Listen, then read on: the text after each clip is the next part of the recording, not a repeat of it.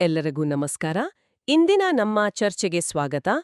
ಇಂದು ನಾವು ಧನುರಾಶಿಯವರ ಬಗ್ಗೆ, ವಿಶೇಷವಾಗಿ ಮುಂಬರುವ ಕೆಲವು ತಿಂಗಳುಗಳ ಬಗ್ಗೆ ಸ್ವಲ್ಪ ಆಳವಾಗಿ ನೋಡೋಣ.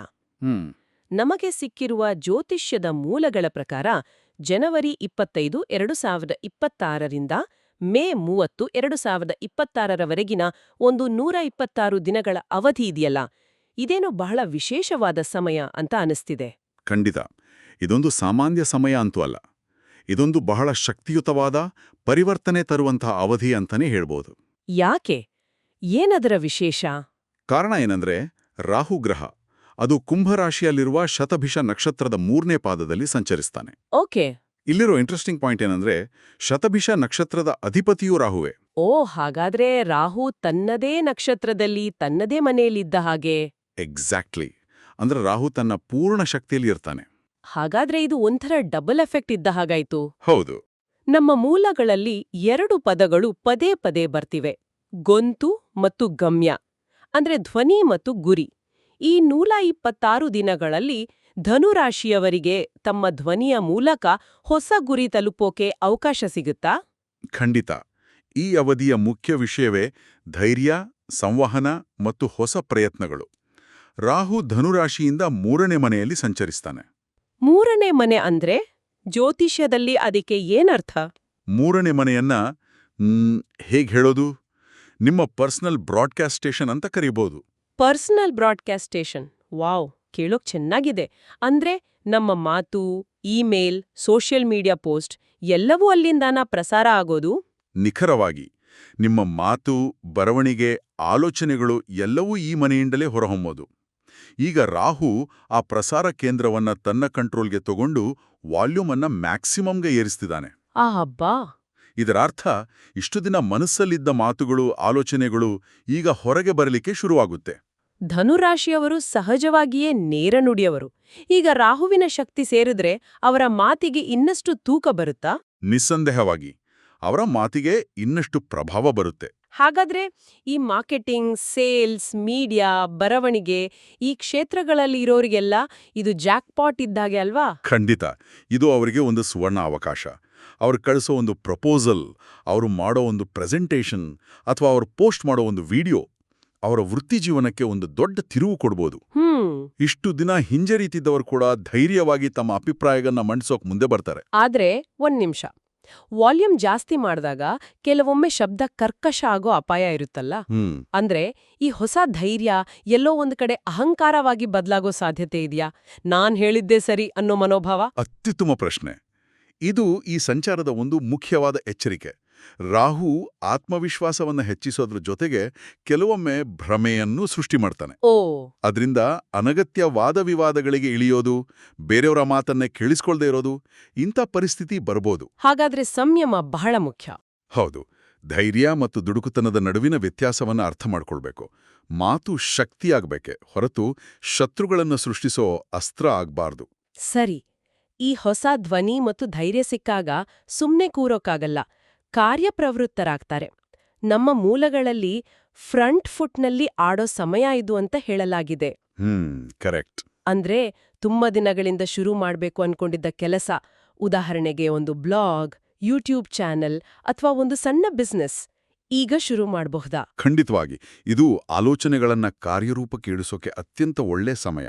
ಮನಸ್ಸಲ್ಲಿ ಒಂದು ಅದ್ಭುತ ಐಡಿಯಾ ಇರುತ್ತೆ, ಆದ್ರೆ ಅದನ್ನ ಜಗತ್ತಿಗೆ ಹೇಳೋಕೆ ಹಿಂಜರಿಕೆ. ಹೌದು, ಎಷ್ಟೋ ಜನರಿಗೆ ಹಾಗೇ ಆಗತ್ತೆ. ಈ 126 ದಿನಗಳು ಆ ಹಿಂಜರಿಕೆಯನ್ನ ಮುರಿದು ಮೊದಲ ಹೆಜ್ಜೆ ಇಡೋಕೆ ಬೇಕಾದ ಶಕ್ತಿಯನ್ನ ಕೊಡುತ್ತೆ. ಪರ್ಫೆಕ್ಟ್ ಟೈಮ್ಗಾಗಿ ಕಾಯೋದು ಬಿಟ್ಟು ಈ ಸಮಯವನ್ನೇ ಪರ್ಫೆಕ್ಟ್ ಮಾಡ್ಕೊಳ್ಳೋ ಧೈರ್ಯ ಬರುತ್ತೆ. ಇದರ ರಿಸಲ್ಟ್ ಆಗಿ ಕಾಂಟ್ರಾಕ್ಟ್ಗಳು, ಕ್ಲೈಂಟ್ಗಳು ಅಥವಾ ಸಬ್ಸ್ಕ್ರೈಬರ್ಗಳ ಸಂಖ್ಯೆ ಹೆಚ್ಚಾಗೋದನ್ನ ನಿರೀಕ್ಷಿಸಬಹುದಾ? ಹೌದು. ಯಾವಾಗ ತಮ್ಮ ಆಲೋಚನೆಗಳನ್ನ ಸ್ಪಷ್ಟವಾಗಿ ಮತ್ತು ಆತ್ಮವಿಶ್ವಾಸದಿಂದ ಜಗತ್ತಿನ ಮುಂದೆ ಇಡ್ತಾರೋ ಜನ ಆಕರ್ಷಿತರಾಗ್ತಾರೆ. ಇದರಿಂದ ಹೊಸ ಒಪ್ಪಂದಗಳು, ಹೊಸ ಗ್ರಾಹಕರು, ಆನ್ಲೈನ್ನಲ್ಲಿ ಫಾಲೋವರ್ಸ್ ಹೆಚ್ಚಾಗೋ ಎಲ್ಲಾ ಸಾಧ್ಯತೆಗಳೂ ಇವೆ. ಓಕೆ, ನಿಮ್ಮ ಮಾತು ಕೇಳಿದ್ರೆ ಈ ಶಕ್ತಿ ಕೇವಲ ಒಂದು ಕಡೆ ಕೂತು ಮಾಡೋ ಕೆಲಸಗಳಿಗೆ ಸೀಮಿತ ಅಲ್ಲ ಅನ್ನಿಸ್ತಿದೆ. ಈ ಹೊಸ ಸಂವಹನ, ಹೊಸ ಸಂಪರ್ಕಗಳು ಜನರನ್ನ ಮನೆಯಿಂದ ಹೊರಗೆಳೆದು ಪ್ರಯಾಣ ಮಾಡೋಕೆ ಪ್ರೇರೇಪಿಸ್ತಾ? ಹೌದು, ನೀವು ಸರಿಯಾದ ಪಾಯಿಂಟ್ ಹಿಡಿದಿದ್ದೀರಿ. 3ನೇ ಮನೆ ಸಣ್ಣ ಪ್ರಯಾಣಗಳು, ರೋಡ್ ಟ್ರಿಪ್ಸ್ ಇವುಗಳನ್ನು ಸೂಚಿಸುತ್ತೆ. ಓಹೋ! ಈ ಸಮಯದಲ್ಲಿ ಕೈಗೊಳ್ಳೋ ವ್ಯಾಪಾರ ಸಂಬಂಧಿ ಪ್ರಯಾಣಗಳು, ತರಬೇತಿಗಾಗಿ ಮಾಡೋ ಪ್ರಯಾಣಗಳು ಇವೆಲ್ಲ ಬಹಳ ಲಾಭ ತಂದ್ಕೊಡುತ್ತೆ. ಹೊಸ ವಾಹನ ತಗೊಳ್ಬೇಕು ಅಥವಾ ಬದಲಾಯಿಸ್ಬೇಕು ಅಂತ ಯೋಚನೆ ಮಾಡ್ತಿರೋರ್ಗೆ ಇದು ಒಳ್ಳೆ ಸಮಯನಾ?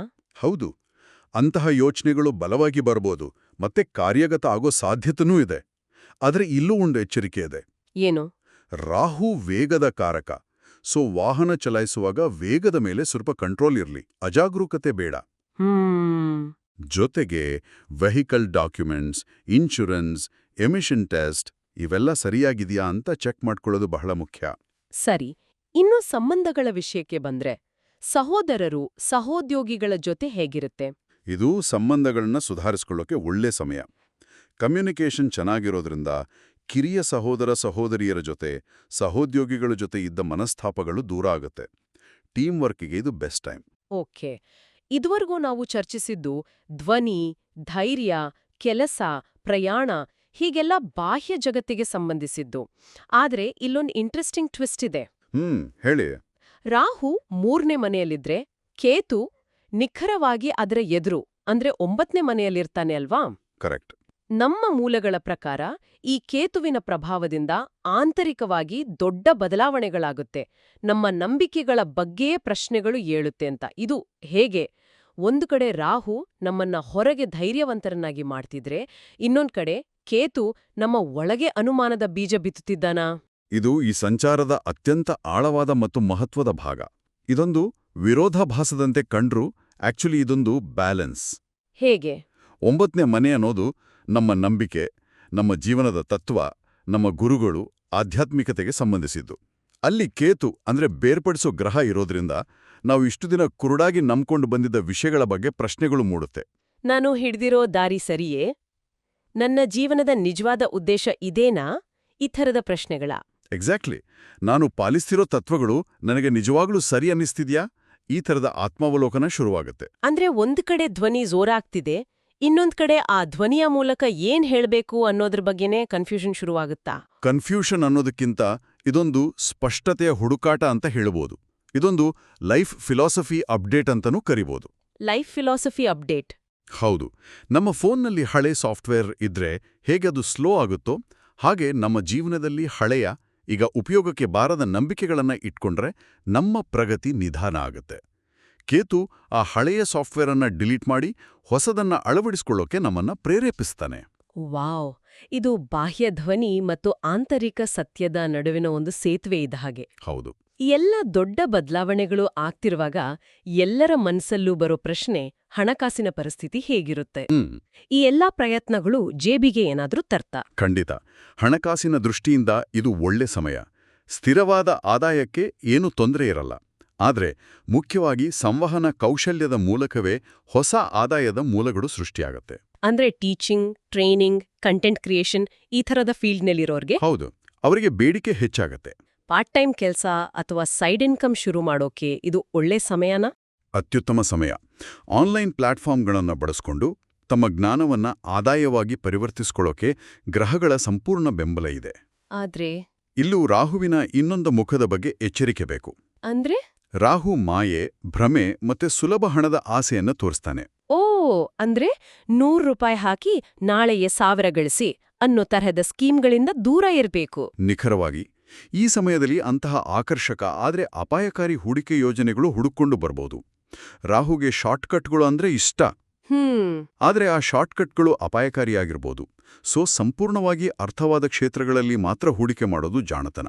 ಸರಿ, ಈ 126 ದಿನಗಳ ಪ್ರಯಾಣದಲ್ಲಿ ಧೈರ್ಯದಿಂದ ಮುಂದುವರಿಯೋಕೆ, ಸವಾಲುಗಳನ್ನ ಎದುರಿಸೋಕೆ ಏನಾದ್ರೂ ಸರಳ ಪರಿಹಾರಗಳಿವ್ಯಾ? ಹೌದು. ಈ ಶಕ್ತಿಯುತ ಗ್ರಹಗಳ ಪ್ರಭಾವವನ್ನ ಬ್ಯಾಲೆನ್ಸ್ ಮಾಡೋಕೆ ಕೆಲವು ಪರಿಹಾರಗಳಿವೆ. ಮೊದಲನೇದಾಗಿ ಮಂತ್ರಜಪ. ರಾಹುವಿನ ಬೀಜಮಂತ್ರ ಓಂ ರಾಮ್ ರಾಹವೇ ನಮಃ ಅಂತ. ಓಕೆ. ಇದನ್ನ ಪ್ರತಿದಿನ ಅಥವಾ ಶನಿವಾರದಂದು 108 ಬಾರಿ ಜಪಿಸಿದರೆ ಆಲೋಚನೆಗಳಲ್ಲಿ ಸ್ಪಷ್ಟತೆ ಬರುತ್ತೆ. ಕೇತುವಿನ ಪ್ರಭಾವದಿಂದ ಮನಸ್ಸು ಕೆಲವೊಮ್ಮೆ ಚಂಚಲ ಆಗಬಹುದು.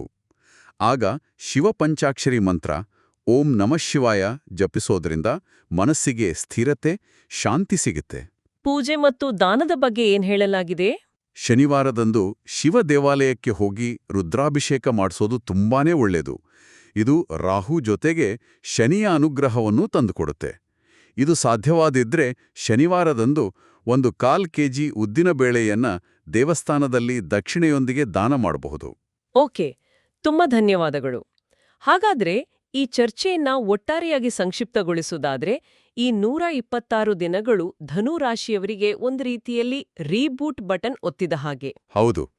ತಮ್ಮ ಧ್ವನಿಯನ್ನ ಕಂಡುಕೊಂಡು, ಆ ಧ್ವನಿಯ ಮೂಲಕ ಹೊಸ ಅವಕಾಶಗಳನ್ನ ಸೃಷ್ಟಿಸಿಕೊಂಡು, ಅದೇ ಸಮಯದಲ್ಲಿ ತಮ್ಮ ಹಳೆಯ ನಂಬಿಕೆಗಳನ್ನ ಪ್ರಶ್ನಿಸಿ ಒಂದು ಹೊಸ ಜೀವನ ತತ್ವವನ್ನ ರೂಪಿಸಿಕೊಳ್ಳೋ ಕಾಲ ಇದು. ಹೌದು.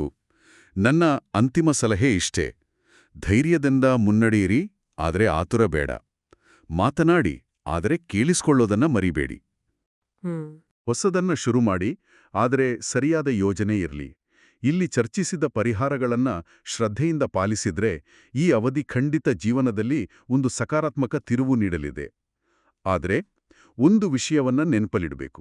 ದಯವಿಟ್ಟು ಹೇಳಿ. ನಾವು ಇಲ್ಲಿ ಚರ್ಚಿಸಿದ್ದು ಗೋಚಾರ ಫಲ, ಅಂದ್ರೆ ಗ್ರಹಗಳ ಪ್ರಸ್ತುತ ಸಂಚಾರದ ಮೇಲೆ ಆಧಾರಿತವಾದ ಸಾಮಾನ್ಯ ಫಲಗಳು.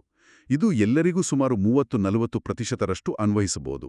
ಓಕೆ. ಸಂಪೂರ್ಣ ಫಲಿತಾಂಶಗಳು ಅವರವರ ವೈಯಕ್ತಿಕ ಜಾತಕದಲ್ಲಿ ಗ್ರಹಗಳ ಸ್ಥಿತಿ ಹೇಗಿದೆ ಅನ್ನೋದರ ಮೇಲೆ ಅವಲಂಬಿತವಾಗಿರುತ್ತೆ. ಖಂಡಿತ.